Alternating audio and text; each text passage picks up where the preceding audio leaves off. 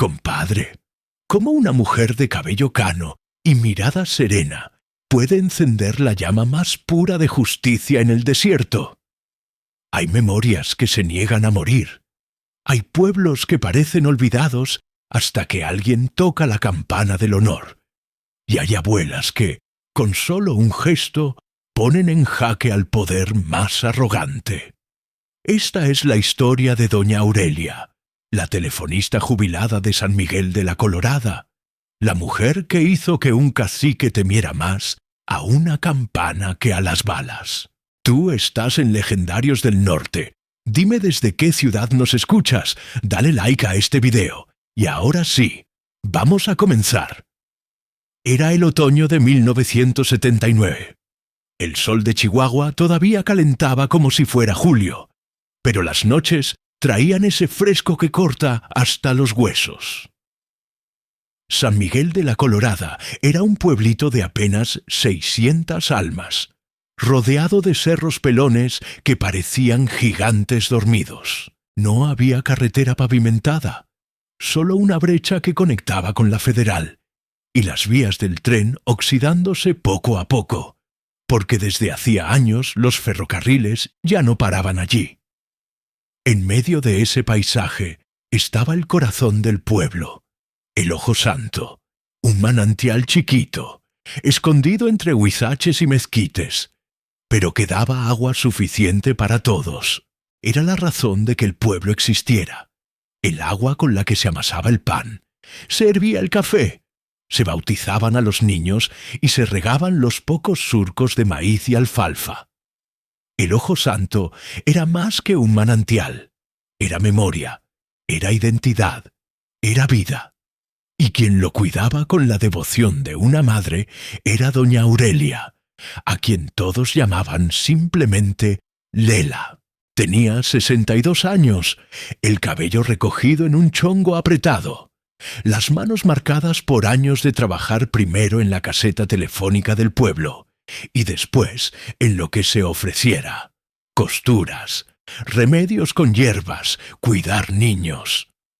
Viuda desde hacía 10 años, había criado sola a su hija Rosaura, que después se fue a la capital a trabajar de enfermera, y ahora ayudaba a criar a su nieto, el joven Emiliano, de apenas 16 años.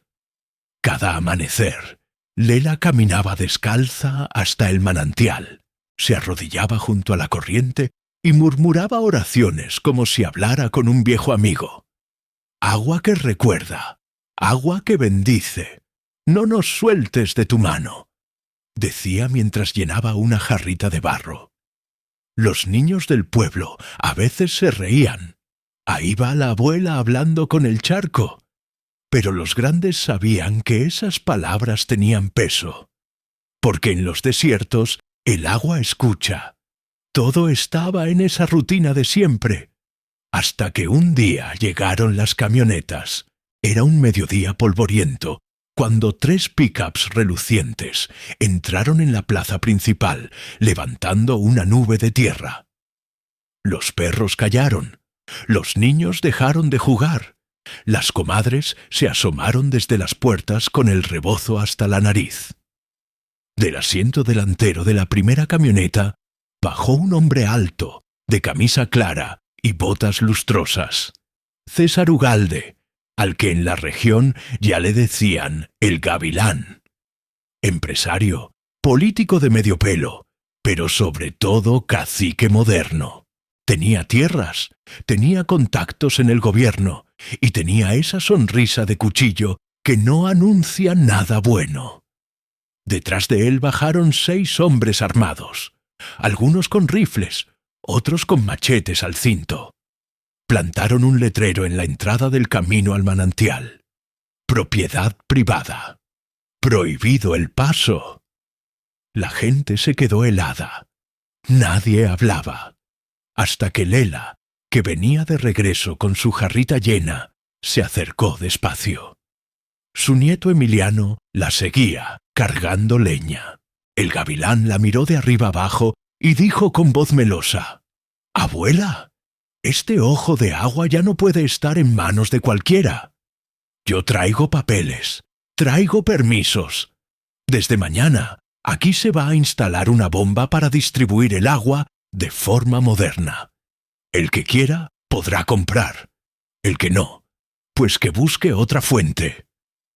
Lela apretó la jarrita contra su pecho. No alzó la voz, pero su tono fue más firme que cualquier grito. El ojo santo no se vende. Ni es mío ni es suyo. Es del pueblo. El gavilán soltó una risa corta, de desprecio. Sus hombres también rieron. Uno de ellos empujó a Emiliano, que cayó al suelo. El muchacho se levantó rojo de coraje, pero la mano de su abuela lo detuvo. «Vámonos, mijo», dijo ella sin apartar la mirada del cacique. Esa noche, el pueblo no durmió. En las cocinas de adobe se susurraba la misma pregunta. ¿Qué vamos a hacer si nos quitan el agua? Los hombres dudaban, las mujeres rezaban, los viejos se lamentaban, y mientras tanto, en su casita junto a la vieja caseta de telégrafos, Lela encendía un magnetófono que había rescatado de los años de telefonista. Puso una cinta nueva y grabó con voz clara. «Soy Aurelia, hija de ferrocarrilero. En San Miguel quieren encerrar el Ojo Santo. Si esta cinta llega a tus manos, Belisario Salas, acuérdate de que me debes una». Belisario Salas, conocido como el Viejo Salas, había sido ferrocarrilero de toda la vida, líder sindical, hombre recio. Hacía años se había retirado a un rancho en las afueras, pero su nombre todavía pesaba entre los jubilados y los viejos trabajadores. Lela sabía que si alguien podía ayudar, era él. La carta y la cinta fueron enviadas con un arriero que todavía hacía rutas una vez por semana. Emiliano lo acompañó en bicicleta hasta la estación más cercana. «Corre, mijo, y no mires atrás», le dijo su abuela. Al día siguiente, el gavilán regresó con más hombres. Esta vez no había aviso, no había sonrisa. Simplemente colocaron una cerca de malla ciclónica alrededor del manantial. Cuando Lela se acercó con su jarrita, uno de los capangas la empujó y el barro se hizo pedazos en el suelo. Ella no lloró. Se agachó, recogió los trozos y caminó de regreso. Pero en sus ojos ya no había solo calma. Había un fuego silencioso. Pasaron 2 días. El pueblo entero parecía caminar con miedo. Las mujeres iban por agua a pozos lejanos. Los hombres murmuraban en la cantina. Los niños se preguntaban por qué ya no podían jugar cerca del Ojo Santo. Y entonces, a la madrugada del 3er día, la campana de la iglesia sonó. No era domingo, no había misa. Todos salieron sobresaltados. En el campanario estaba doña Lela, jalando la cuerda con brazos de hierro. «¡Despierten!», gritó con voz que se escuchó hasta el último solar. «El que tenga deuda con el agua de su vida, venga conmigo al manantial». La plaza comenzó a llenarse. Llegaban comadres con rebozo, viejos ferrocarrileros con bastón, rancheros con sombrero en mano. Y de pronto, al fondo de la brecha, se escuchó el motor de un camión viejo. Era un camión azul de redilas, seguido por una combi desvencijada y 3 caballos. De ahí bajó don Belisario Salas, 70 años, sombrero ladeado, bigote espeso y un bastón de fresno en la mano. Venía acompañado de 8 jubilados, 4 rancheros y 2 maestras retiradas. Se acercó a Lela y le dijo con voz ronca: «Aurelia, si el agua es tuya, es nuestra. ¿Dónde se pelea limpio?» Lela sonrió apenas. «No venimos a pelear con armas, Belisario. Venimos a recordarles que esto no se vende». Y así, mientras el sol apenas asomaba, comenzó a gestarse la rebelión más inesperada de Chihuahua. Don Belisario tomó un carbón y sobre la caja de una camioneta dibujó un croquis improvisado del bombeo que el gavilán había instalado. Los viejos ferrocarrileros se acercaron, asintiendo. Aquí se corta la luz, aquí se bloquea la succión, acá se abre la válvula de retorno. Se movían como si estuvieran de vuelta en los talleres del tren, con la seguridad de quienes saben lo que hacen. Lela repartió tareas. Comadres, ustedes preparen botiquines y mantas. Maestras, encargadas de los niños, que miren y aprendan, pero que no se metan. Rancheros, cierren las brechas para que no entren más camionetas. Nosotros, al manantial. El aire olía a polvo y decisión. Cuando el sol ya estaba alto, llegaron al Ojo Santo. Los guardias bostezaban, confiados. No se esperaban que un grupo de viejos y mujeres viniera a enfrentarlos. Pero antes de que pudieran reaccionar, los rancheros bloquearon la entrada con sus caballos. Los ferrocarrileros, con manos firmes, manipularon las válvulas y los cables. Y de pronto, el agua volvió a brotar por donde siempre. Un chorro cristalino saltó al aire, libre otra vez. La gente aplaudió. Algunos lloraron. Era como si el manantial se hubiera reído en la cara de los poderosos. Fue en ese momento que apareció el gavilán. Llegó bufando en su camioneta, con la pistola a la vista. Se bajó furioso, gritando insultos. «¡Esto es ilegal! ¡Ustedes no son nadie!». Lela caminó despacio hacia él, con su bastón. Lo miró directo a los ojos y dijo con voz firme: «No venimos a humillarlo, señor Ugalde. Venimos a poner memoria. El Ojo Santo no es suyo. Y si quiere papeles, aquí están». Dos comadres abrieron la libreta del ejido, vieja, amarillenta, pero con los apellidos de todos los que por generaciones habían bebido de esa agua. «Aquí están los nombres de nuestros padres y abuelos. Si quiere firma, aquí firme que el agua es comunal. Y si no, sepa que nunca beberá en paz mientras viva». El silencio fue tan pesado que hasta los grillos callaron. Los guardias miraban de un lado a otro, nerviosos. El gavilán apretó los dientes, miró a la gente, miró la pistola en su mano. Y al final guardó el arma. Tomó la pluma y firmó. La campana sonó una sola vez, y ese sonido marcó el inicio de una nueva leyenda en el norte. Compadre, cuando el gavilán estampó su firma temblorosa en aquella libreta amarillenta del ejido, no lo hizo por convicción. Lo hizo porque sintió la mirada de todo un pueblo clavada en su nuca, como cuchillos invisibles. Lo hizo porque supo, aunque fuera por un instante, que la dignidad de los viejos pesa más que cualquier pistola. Pero esa firma no significaba rendición, significaba revancha. La gente celebró como si hubieran ganado una batalla de la revolución. Doña Lela abrazó a su nieto Emiliano. Las comadres levantaron cántaros llenos de agua fresca. Y los viejos ferrocarrileros lloraron de orgullo al sentir otra vez que todavía podían luchar. Don Belisario, con su bastón de fresno, levantó la voz. «Hoy defendimos lo que es nuestro. Pero no crean que esto termina aquí. El que se dice gavilán volverá, y no viene solo». Las campanas repicaron en señal de victoria, pero también de alerta. Porque en el norte, compadre, la paz siempre dura lo que tarda un caballo en levantar polvo en el horizonte. Esa noche, en la cantina del pueblo, los hombres brindaban con sotol barato, recordando el momento en que el agua saltó al aire como bandera de libertad. Sin embargo, en la mesa del rincón, don Belisario y Lela conversaban en voz baja. «Ese hombre no va a quedarse tranquilo, Aurelia. Tiene amigos en la capital, tiene dinero y tiene un hambre que no se calma con una humillación», dijo Belisario.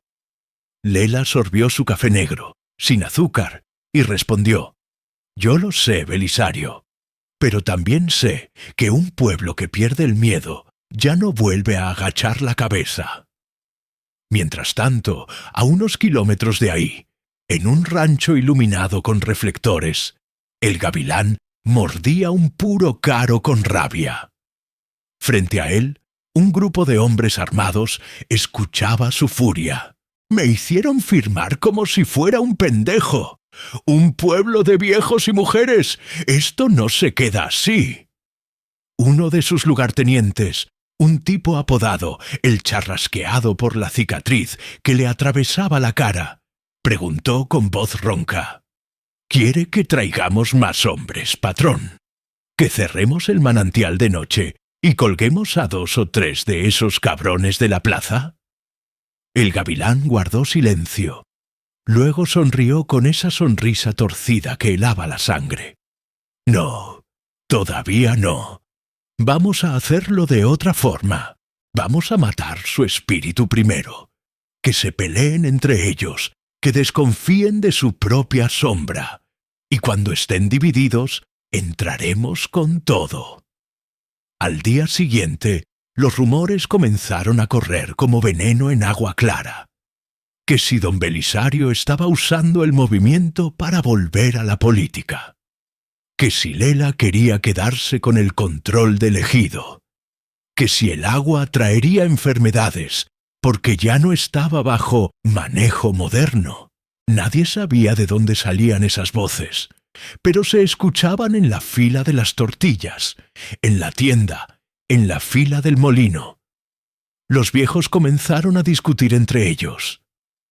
Los jóvenes decían que era mejor negociar, que tarde o temprano el progreso llegaría. Y mientras tanto, la mirada de Lela seguía fija en el manantial. Emiliano, su nieto, era el que más sufría, porque escuchaba en la escuela a otros muchachos decir que su abuela era una bruja, que hablaba con el agua, que todo lo que había hecho era para hacerse importante. Una tarde llegó a su casa con los ojos rojos de coraje.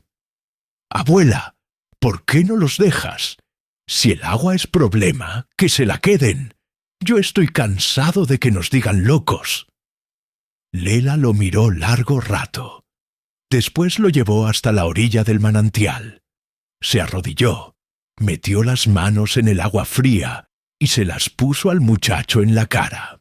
«Mira bien, Emiliano. Esto no es mío ni tuyo. Esto es de todos.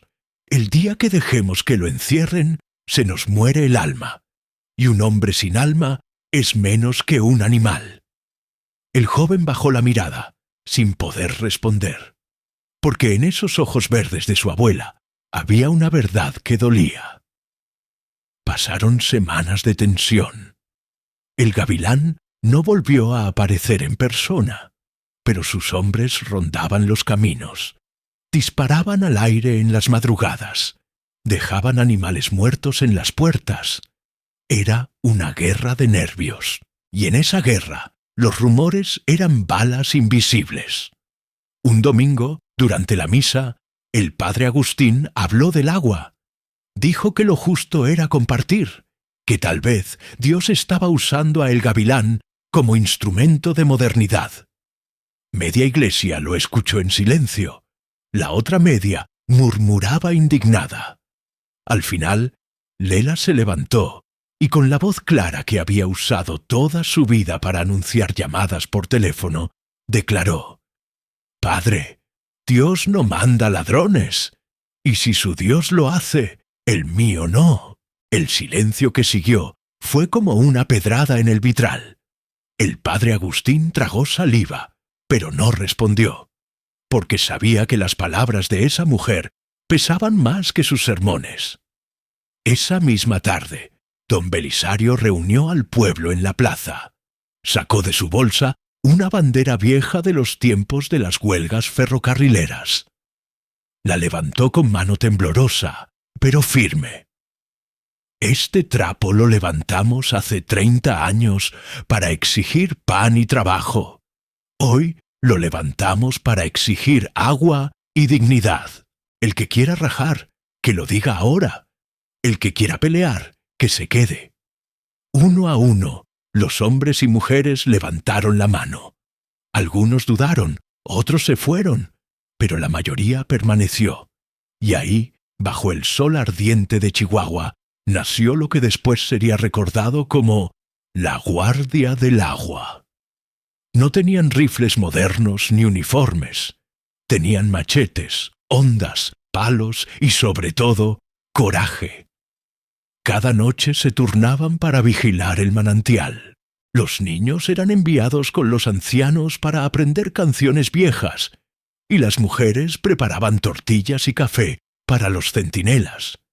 Era como volver a los tiempos de la Revolución, pero con arrugas y nietos al lado. El gavilán, al enterarse, apretó más el cerco. Comenzó a presionar al gobierno municipal para cortar la luz del pueblo. Bloqueó los camiones de abasto y hasta mandó quemar 2 huertas de durazno. Pero mientras más apretaba, más se unía la gente. Una noche de luna llena, Emiliano estaba en guardia junto a su abuela. De pronto, escucharon pasos entre los matorrales. El muchacho levantó un machete, temblando. Pero de la oscuridad salió una figura inesperada. Un joven con guitarra, sombrero ancho y botas gastadas. «No vengo a pelear, abuela», dijo sonriendo. «Vengo a cantar». Era Eladio Montoya, trovador de la región, famoso por componer corridos de injusticias. Se sentó junto al fuego y empezó a cantar. «Dicen que el agua es del rico, dicen que el pobre no manda, pero aquí en San Miguelito la abuela ya dio su tanda». La gente se rió, aplaudió, y por primera vez en semanas, el miedo se volvió canto. Desde esa noche, cada guardia era acompañada de corridos improvisados que hablaban de Lela, del gavilán, del Ojo Santo. Y así, la resistencia se volvió leyenda viva antes de ser victoria. Pero, compadre, las leyendas cuestan sangre. Una madrugada, mientras todos dormían, un grupo de hombres armados entró al pueblo. Quemaron 2 casas, golpearon a un viejo ferrocarrilero y dejaron pintado en las paredes: «El agua o la vida». El grito despertó a todos. Emiliano fue el primero en correr hacia la plaza. Vio humo, vio fuego, y en medio de la confusión, vio a un hombre encapuchado prender una antorcha junto al jacal de doña Remedios, la curandera. Sin pensar, le arrojó una piedra que le dio en la frente. El hombre cayó al suelo y la capucha se corrió. Era el Charrasqueado. Los vecinos lo rodearon, con machetes en mano. Pero Lela levantó la voz. «No somos asesinos, amárrenlo, que pague con su boca lo que ha hecho con sus manos». El Charrasqueado fue amarrado a un poste en la plaza.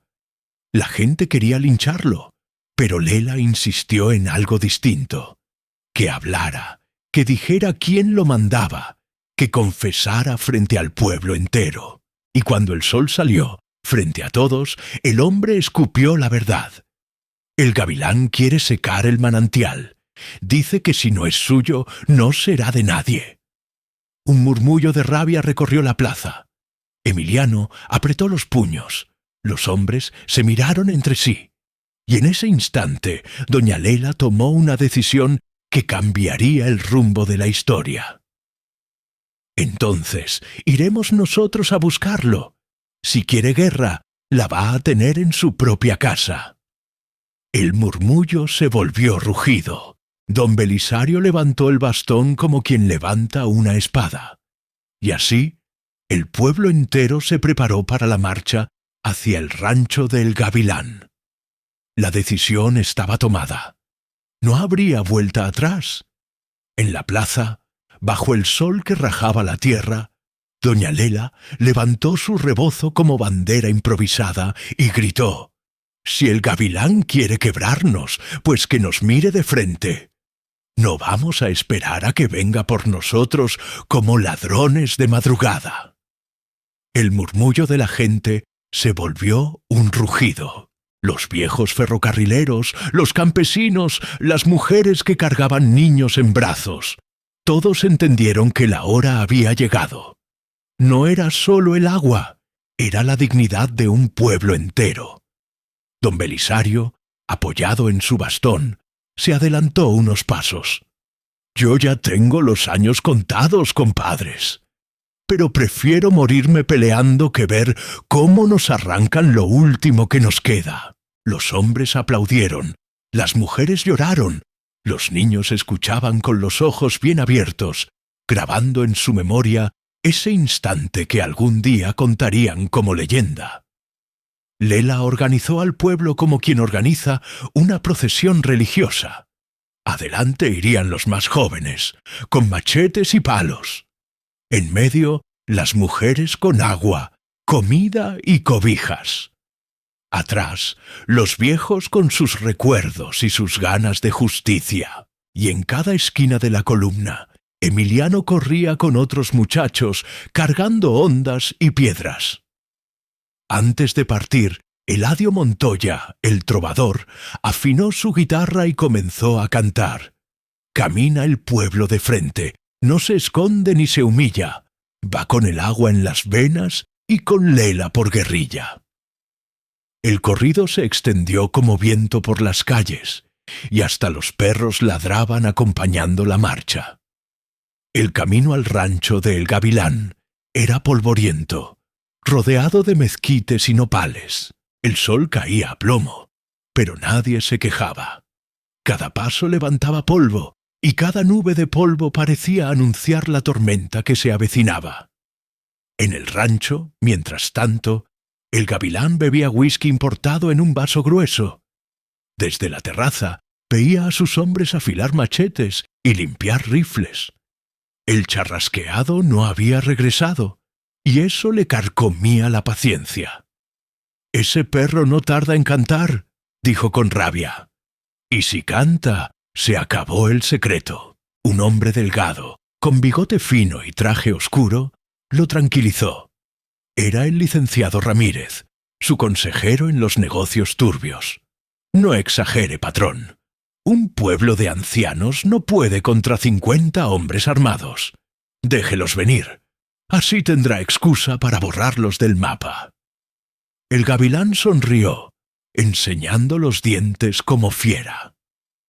«Eso haré, y cuando termine, voy a secar ese manantial para que se acuerden de mí hasta en el infierno». El pueblo llegó al rancho al caer la tarde. La hacienda, con sus muros altos y portones de hierro, parecía una fortaleza.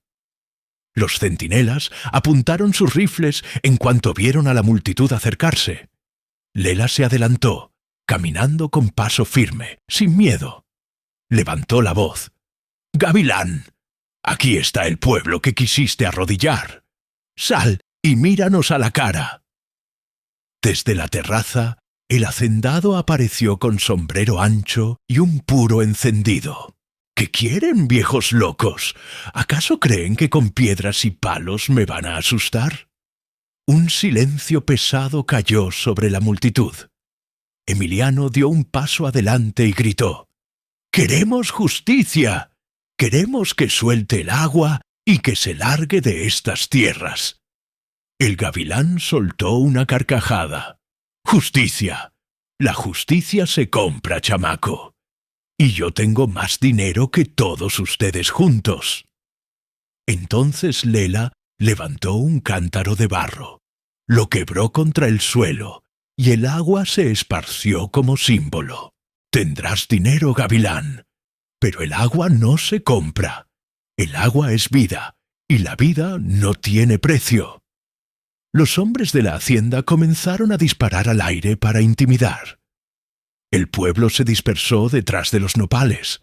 Los niños corrieron a cubrirse, pero nadie retrocedió. Fue como si la pólvora despertara a los viejos fantasmas de la revolución. Don Belisario, con su bastón, gritó: «¡Aguanten, cabrones! ¡La dignidad no se mata con balas!». La batalla comenzó. piedras contra rifles, machetes contra bayonetas. El polvo se levantó, mezclado con humo de pólvora y gritos de rabia. Emiliano lanzó una piedra que rompió el farol de la entrada. Eladio Montoya, aún con guitarra colgada, usaba su machete como si fuera un fusil. Los federales del Gavilán eran más, pero el pueblo tenía algo que ellos no: el fuego de la memoria. Cada bala que silbaba recordaba a los viejos ferrocarrileros los tiempos de huelga. Cada grito hacía que las mujeres apretaran más fuerte las ollas con agua hirviendo que lanzaban desde las azoteas improvisadas. El Gavilán observaba todo desde arriba, furioso. No entendía cómo un grupo de ancianos y mujeres podía resistir tanto. «Mátenlos a todos», ordenó. Sus hombres cargaron contra la multitud. Emiliano vio venir a uno con machete en alto. Cerró los ojos, pero antes de sentir el golpe, escuchó un disparo seco. El atacante cayó al suelo. Cuando abrió los ojos, vio a don Belisario con un viejo revólver en la mano. «No todo lo olvidado deja de servir», dijo el anciano con voz ronca. El combate se extendió por horas. La luna salió, iluminando la sangre en la tierra. Muchos cayeron, de un lado y del otro, pero el pueblo no se rendía. Cada caída era un grito más fuerte. Al amanecer, los pocos que quedaban de pie se reagruparon en la plaza frente al rancho. Lela, cubierta de polvo y con el rebozo rasgado, alzó la voz una vez más. «Gavilán, el agua no es tuya. Y aunque mates a todos, siempre habrá alguien que te recuerde que estas tierras no se venden». El silencio fue interrumpido por un sonido lejano. Cascos de caballos. Una polvareda se levantaba en el horizonte. Eladio Montoya, con los ojos entrecerrados, alcanzó a distinguir banderas y rifles. «Es la Guardia Rural», gritó alguien. El corazón del pueblo se encogió. Si venían a apoyar al Gavilán, todo estaría perdido. Pero cuando los jinetes se acercaron, se escuchó un grito que cambió el rumbo de la historia. «¡Viva el agua libre!». Era el capitán Herrera, un militar con fama de justo, que había escuchado los corridos de Montoya y decidió intervenir. Sus hombres rodearon la hacienda y apuntaron hacia los guardias del Gavilán. El hacendado palideció. Intentó negociar, pero el capitán le respondió: «La tierra y el agua son del pueblo. Tú abusaste demasiado tiempo. Hoy se acabó tu juego». El pueblo entero estalló en gritos. Emiliano abrazó a su abuela llorando de alivio. Don Belisario dejó caer el bastón, agotado, pero con una sonrisa que nadie le había visto en años. El Gavilán fue llevado preso entre insultos y piedras. Su hacienda quedó bajo custodia del pueblo, y el manantial, compadre, volvió a fluir limpio, como si la tierra misma celebrara la victoria. Esa noche, en la plaza, Eladio Montoya compuso un nuevo corrido que se cantó hasta el amanecer. No pudo el oro ni el rifle, no pudo el miedo ni el tiro, porque el agua no se compra, porque el agua es del destino. Pero aunque la victoria era dulce, Lela sabía que aún quedaban pruebas por delante.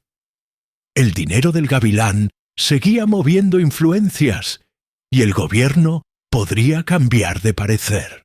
El pueblo tendría que estar más unido que nunca. Por eso, antes de dormir, reunió a todos en la iglesia destruida. Con voz cansada, pero firme, dijo: «Hoy ganamos una batalla, pero la guerra por el agua nunca termina. La ganamos cada día, cuidándola, respetándola y enseñando a nuestros hijos que el agua no se vende». El silencio fue total. Y en ese silencio, compadre, nació una promesa que duraría generaciones. La mañana después de la victoria amaneció distinta. El aire olía a tierra mojada, aunque no había llovido. Era el olor del manantial corriendo libre otra vez, como si la misma sierra suspirara aliviada. El sol caía sobre las piedras y el agua brillaba como espejo de esperanza. Doña Lela despertó con los huesos adoloridos, pero con el corazón sereno. Emiliano dormía a su lado, abrazado a su rebozo como si fuera un escudo.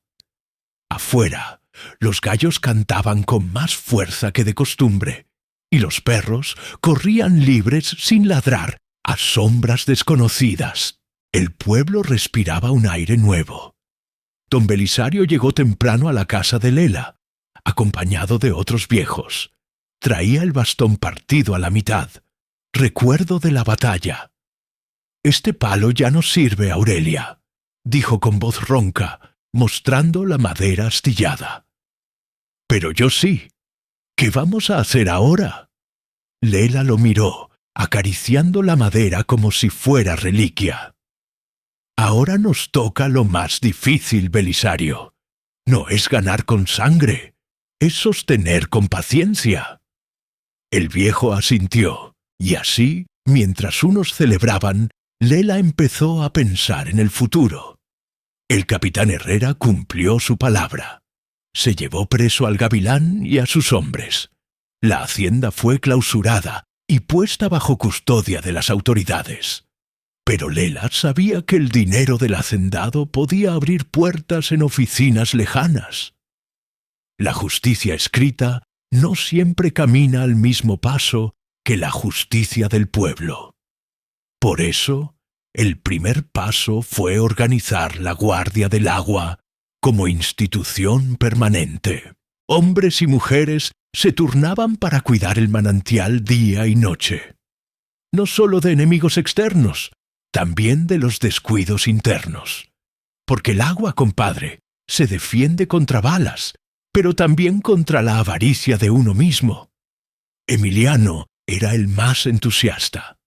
Cada mañana llevaba a los niños a recoger piedras del río para reforzar los bordos, enseñándoles a respetar cada gota. Doña Remedios, la curandera, usaba el agua para preparar medicinas, y las mujeres hacían fila agradeciendo. Eladio Montoya seguía componiendo corridos. En las noches de guardia sacaba la guitarra y cantaba. Dicen que el agua se esconde, dicen que el agua se acaba, pero si el pueblo la cuida, la vida nunca se apaga. Las canciones viajaban más rápido que las noticias. En cantinas lejanas ya se hablaba de la abuela del manantial y de cómo un pueblo de viejos había vencido al hacendado más temido del norte. Pero con la fama vino el peligro. A las pocas semanas llegaron emisarios de la capital. Traían trajes elegantes, zapatos brillantes y sonrisas que no convencían a nadie. Se presentaron como representantes del progreso. «Señora Aurelia», dijo uno con voz suave, «felicitamos su valor. Pero el país necesita modernizarse. Queremos construir una presa grande que traerá luz y empleo. El manantial es pequeño, casi nada. Mejor que se convierta en parte de algo más grande». Lela lo miró directo a los ojos, con esa mirada que desarma hasta al más político. El progreso que mata al pueblo no es progreso. Aquí no queremos luz que se paga con lágrimas. El emisario se incomodó, pero insistió. Habrá compensaciones. Dinero, casas nuevas, becas para los niños. Entonces Emiliano, que escuchaba desde la puerta, estalló. «Ya basta de querer comprar lo que no se vende. El agua es de todos». Lela puso su mano en el hombro del muchacho. «Cálmate, hijo. Al lobo no se le grita, se le enfrenta con firmeza». Y volteando al emisario, concluyó. «Dígale a su gobierno que el agua aquí ya tiene guardianes, y no la vamos a entregar, ni por oro ni por promesas». Los hombres se fueron, molestos, prometiendo volver. El pueblo se reunió de nuevo en la plaza. Lela explicó la situación. Algunos tenían miedo. ¿Qué pasaría si ahora venían no pistoleros, sino militares con uniforme y bandera? Otros pensaban que tal vez sería mejor aceptar el dinero. Don Belisario tomó la palabra. Yo ya vi cómo compran la paz con monedas. La paz que se compra se gasta rápido. La dignidad no. El pueblo votó. Y una vez más decidieron resistir. La noticia se regó. No solo en Chihuahua, también en Durango, Coahuila, Sonora. La gente empezó a llamar a San Miguelito el pueblo del agua rebelde. Llegaban visitantes a aprender cómo cuidaban el manantial, a escuchar los corridos de Montoya, a tocar el agua como si fuera sagrada. Los periódicos de la capital escribieron notas. Viejos se oponen al progreso, decían. Pero en las rancherías, en las plazas, en las cantinas, la versión era otra. Un pueblo defiende lo suyo contra los poderosos. Eladio compuso un corrido que se volvió himno.